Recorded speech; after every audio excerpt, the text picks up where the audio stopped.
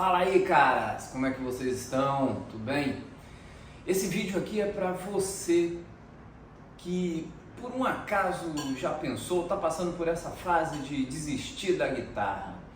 Seja pelo motivo de acha que a mão tá pequena, a técnica não tá boa, a velocidade não desenvolve. Hoje eu quero trazer histórias que são histórias motivadoras, são sim, mas não é aquele motivacional barato do coach quântico, porque são histórias reais e são histórias de caras que você pode entrar aí na internet, no YouTube, você vai ver eles tocando, você vai ouvir eles tocando. Esses caras devem ter participado da sua história como participaram da minha.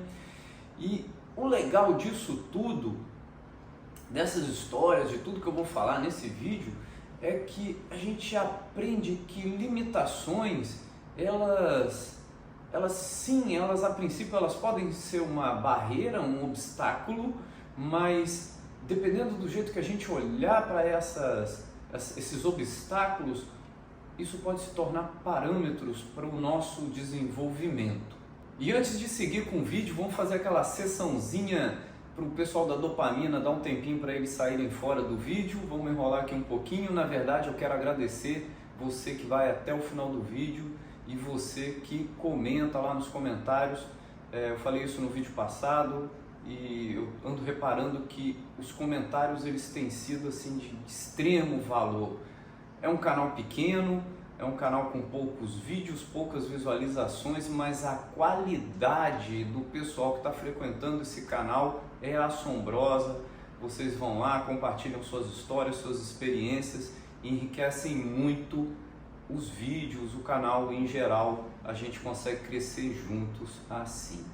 Se essa é a sua primeira vez aqui no canal, eu sou o João, sou professor de música há muito tempo e eu tenho a música como minha companhia há muito mais tempo do que o tempo que eu dou aula, que eu trabalho com música. Então a gente aqui fala de música, falamos de guitarra, falamos de violão e falamos de outros assuntos que girem em torno disso. A ideia é a gente bater um papo bacana sobre essas temáticas de uma forma tranquila, de uma forma suave, mas também mostrando a vida do músico, de quem toca, de quem dá aula, de quem está aprendendo, como que é de verdade, sem esconder nada. E aí, como eu ia dizendo, são histórias de bons exemplos na música que a gente pode tomar como parâmetro, a gente tomar vergonha na cara e começar a estudar um pouquinho a mais aí em casa, pegar o instrumento. E para começar, nós vamos com o nosso primeiro exemplo. A gente vai falar do Django Reinhardt, Reinhardt, deve ser essa a pronúncia. O cara nasceu em 1910 e em 1928 ele teve um acidente, ele sofreu algumas queimaduras e ele perdeu o movimento aqui do dedo mínimo e do dedo anular na mão esquerda. Basicamente o cara perdeu metade da ferramenta que um guitarrista precisa, que um violonista precisa para tocar, né? Ele ficou só com esses dois dedos aqui. E o que o nosso amigo Django poderia ter feito? Ele poderia ter desistido, ele poderia ter sentado no meio fio, ter aberto uma garrafa de meiota. Talvez ele fez isso, mas ele não desistiu, ele seguiu em frente, o amor dele pela música falou mais alto e aí ele começou a desenvolver uma técnica de usar apenas esses dois dedos para fazer as escalas, fazer os arpejos. E cara, você entra aí no YouTube, procura aí Django Reinhardt e você vai se espantar com a velocidade que esse camarada alcançava em escalas e arpejos, é absurda.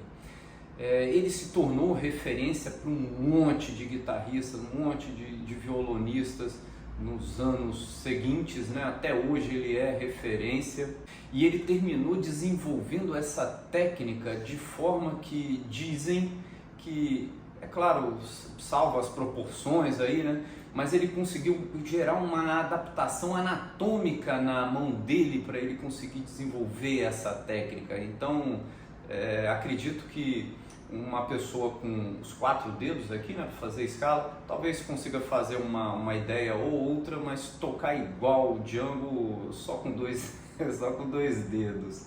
O legal é que o Django, como eu disse, ele serviu de referência, de exemplo para músicos que vieram depois dele. E aí nós vamos para o nosso segundo grande caso, que é do Tony Iommi, que é um caso famoso, que é do guitarrista do Black Sabbath.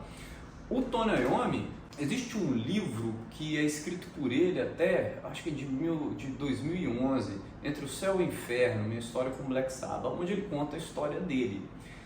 Foi de lá que eu peguei essas informações e foi até de lá que eu parti para pegar a história do Django também, que aí você vai entender agora com a história do Tony.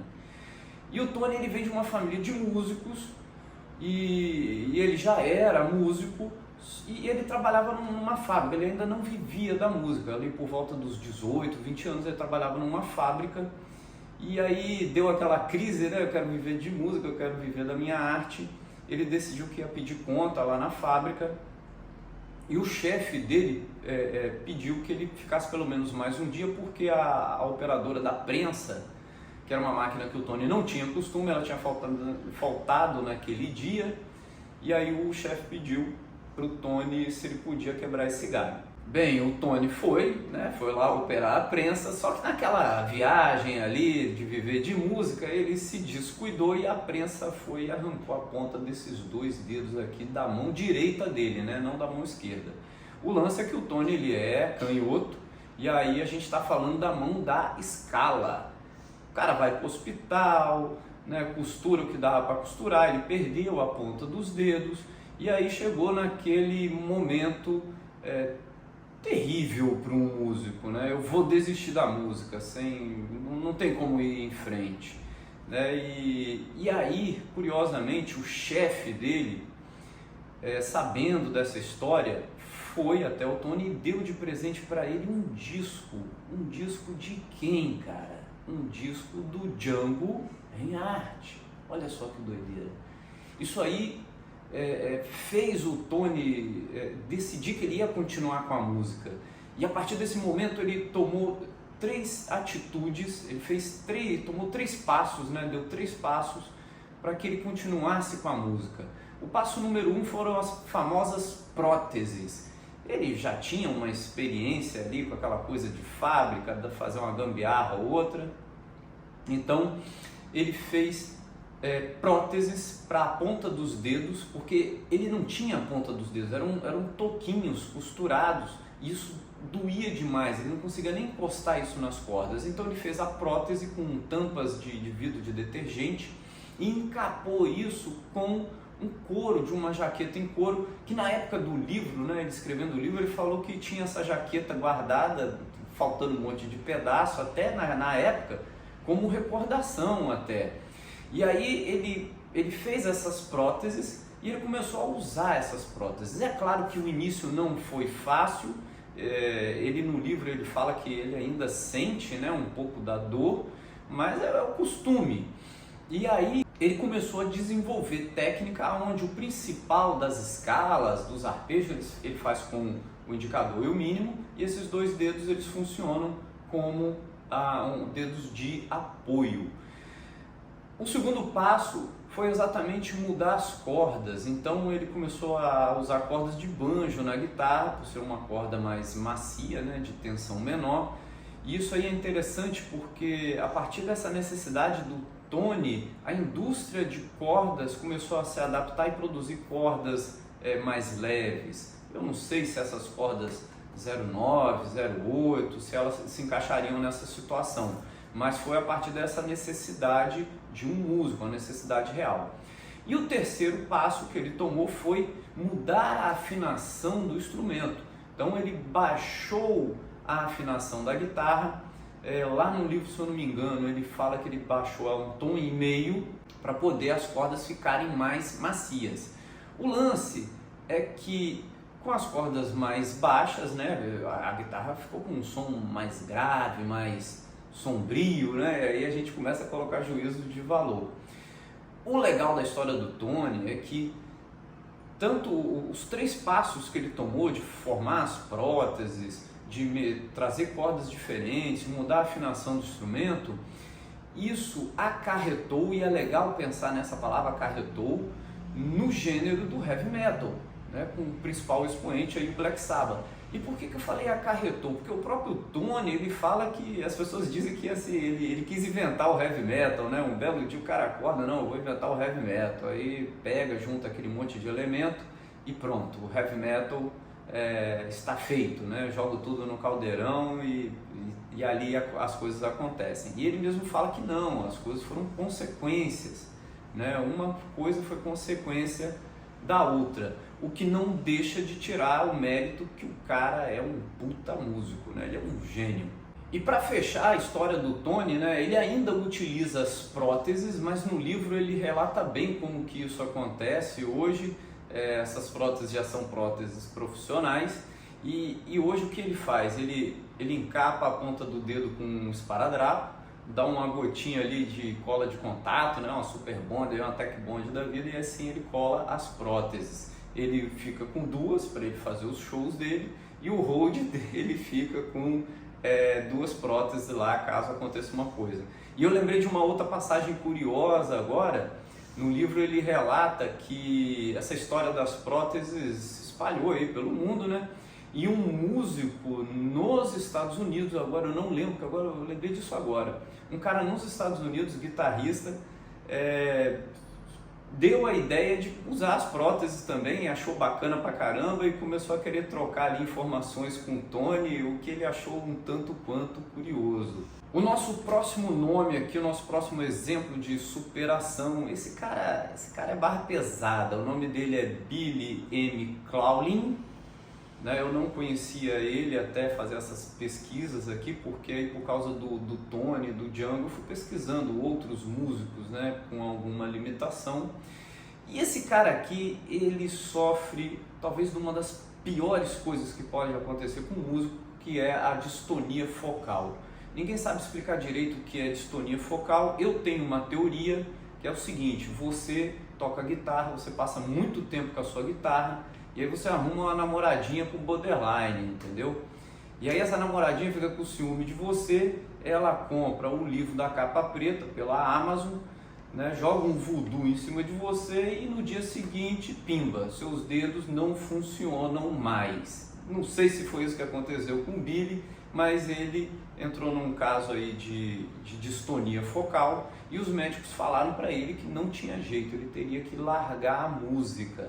E aí o que o cara faz? O cara faz o impensável, ele volta para estaca zero. Ele era destro e ele passa a tocar o instrumento como se fosse canhoto, né? Inverte a posição das cordas, adapta o instrumento e aí ele começa a desenvolver sua técnica como se fosse canhoto. Um processo que ele levou aí aproximadamente 6 anos, né? 6 anos sofridos, principalmente os 2 primeiros anos que ele estudava ali cerca de 35 horas por semana e o cara não tinha resultado algum, né? Era algo bem frustrante. Depois desses 6 anos ele lança um álbum que é o Into the Light, eu acho que é isso, Into the Light. E, cara, fantástico, fantástico. E a gente reclamando porque a ponta do dedo tá doendo, né? Ainda existem uns outros guitarristas, violonistas que a gente pode tomar como referência. Tem o Jerry Garcia, né? Ele perdeu a ponta do dedo médio dele, né? Foi num acidente de machado, né? Assim, a adaptação não é tão grande, mas, cara, perder uma ponta de um dedo realmente deve ser algo bem frustrante. O cara depois se torna, né, ele é referência do rock psicodélico. A gente também tem o Jason Becker é com E mesmo. Esse cara foi diagnosticado com ELA e aí ele passou a compor utilizando um sistema de leitura, a gente chama isso de mouse óptico. Então ele controla o computador através do movimento dos olhos, porque ele não consegue mais usar as mãos, os braços, nem para tocar, nem para escrever. E temos o Tony Melendez, que é um cara que nasceu sem braço e toca violão usando os pés. Cara, absurdo isso. E a gente reclamando que não tem abertura do indicador do mindinho na quinta casa, mas tem uns caras aí botando para quebrar. O mais importante que a gente percebe em todas essas histórias é que esses caras, eles não tentaram tocar como todo mundo, eles tocaram do jeito que eles podiam. E isso faz a gente pensar muito, né? A gente esbarra em um obstáculo ou outro, numa dificuldade ou outra, e aí entra naquele processo da comparação que é muito destrutivo. E aí eu queria tomar a liberdade de sair um pouco do mundo da guitarra, porque esses caras aqui a gente não pode deixar de citá-los, né? Eu vou citar aqui Joaquim Rodrigo, que é um cara extremamente importante para o violão erudito.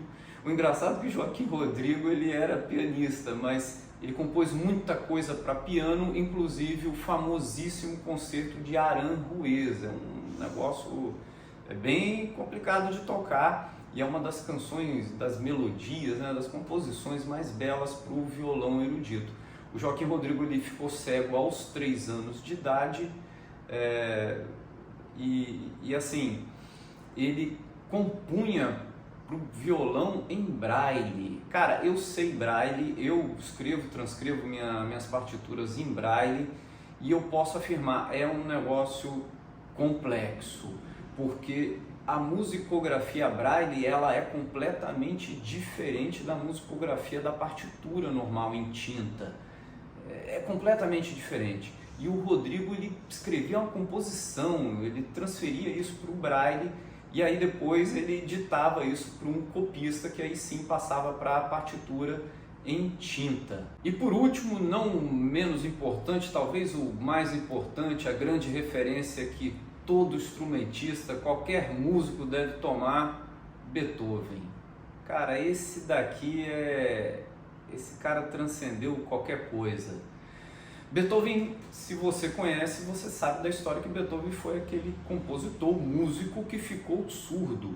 E isso passa muito batido pra gente, né? Porque a gente tem costume de ouvir, mas para e pensa a seriedade disso. Um músico perdendo a audição. É como se fosse um pintor ficando cego, é um corredor ficando cadeirante, paraplégico, olha só que loucura.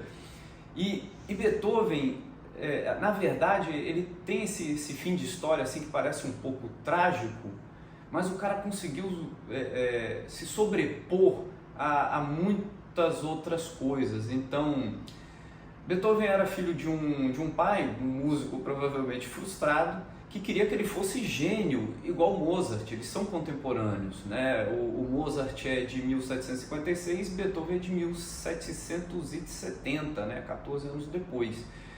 E o pai de Beethoven queria que ele fosse gênio, obrigava ele a estudar música 12 horas por dia. Quando Beethoven tinha 12 anos, a mãe dele faleceu, aí pronto, ficou só ele e o pai maluco querendo que ele virasse gênio.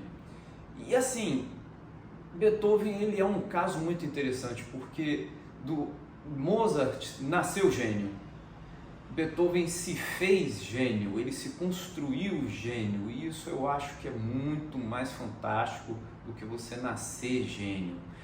E Beethoven ele conseguiu conquistar a fama ainda vivo. O rei da Áustria, ele naquela época que os reis eles diziam que eram os déspotas esclarecidos, curtiam arte, literatura, essas coisas, o rei da Áustria convidou Beethoven para que ele passasse uma temporada lá com ele. Acho que foram 2, 3 anos que Beethoven passou lá, sem precisar compor. Imagina, o cara tinha que compor para viver. Beethoven passou 2, 3 anos lá sem precisar compor, por causa da fama que ele desenvolveu já vivo. Quando ele ficou surdo, ele decidiu que ele ia continuar com a música, com a arte, porque era a música que ia salvar ele. E é o mais louco que é justamente após a surdez que ele compôs as coisas mais fantásticas de sua história. Então a Nona Sinfonia, que vem com 5 movimentos, normalmente uma sinfonia tinha 4 movimentos, o uso do coral, os quartetos de corda que, poxa, se o cara ouve um quarteto de corda de Beethoven hoje, vai falar que foi Schoenberg que compôs isso. E não, foi Beethoven. Para você ter ideia, o cara quando morreu, o velório dele foi um monte de gente, teve velório de celebridade. O prefeito da cidade dele decretou luto de 3 dias e dizem as lendas que quando Beethoven deu o último suspiro caiu um raio do lado da casa dele. Bicho, é muita moral. Na falta de fogos de artifício, teve um raio. Então eu contei uma renca de histórias aí, né? Para a gente pensar que quando a nossa paixão pela música, quando a música ela fala mais alto do que qualquer outro obstáculo, a gente tem que confiar em nossos corações, fala que bonitinho, e seguir em frente, procurar o nosso caminho. Não é tocar como os outros, é procurar o nosso próprio jeito de tocar, de compor, de viver a música. Porque pode ser que você não tenha faltando algum dedo, você não tenha um problema neurológico, não seja cego nem surdo, mas às vezes a mão é pequena, a abertura não é suficiente, a velocidade não é aquela que nós gostaríamos. Mas aí eu vou dizer o seguinte, talvez você está olhando para o lado errado, você está olhando para o problema. E por que não começar a buscar as soluções, como talvez aumentar a velocidade, como aumentar a abertura, por que não experimentar um novo instrumento, talvez uma guitarra menor, existem vários modelos, né? Ou um outro instrumento, pode ser de um violão, ou um cavaquinho, né? Usar a paleta, usar os dedos, é buscar o seu próprio caminho para que você continue firme com a música. É legal a gente sempre lembrar que a limitação, ela não é sentença, ela é parâmetro, ela é como se fosse uma seta apontando para um novo caminho que a gente pode seguir. E aí, para resumir, bom, Django resolveu tocando com 2 dedos. A Iommi fez próteses com tampa de detergente, mexeu na estrutura do instrumento. Beethoven compôs mesmo surdo, coisas que até hoje soam como moderníssimas. Joaquim Rodrigo compôs para violão completamente cego, furando papel e passando a partitura para um outro passar para tinta. E a gente querendo desistir diante de obstáculos tão pequenos. Eu espero que essas histórias elas tenham te motivado, que você agora esteja olhando aí para aquele cantinho do seu quarto onde está o seu instrumento e que depois desse vídeo você passe pelo menos umas 3 horas muito feliz aí com a sua companhia, que é a música. No mais, a gente vai mantendo contato. Até o próximo vídeo. Um grande abraço.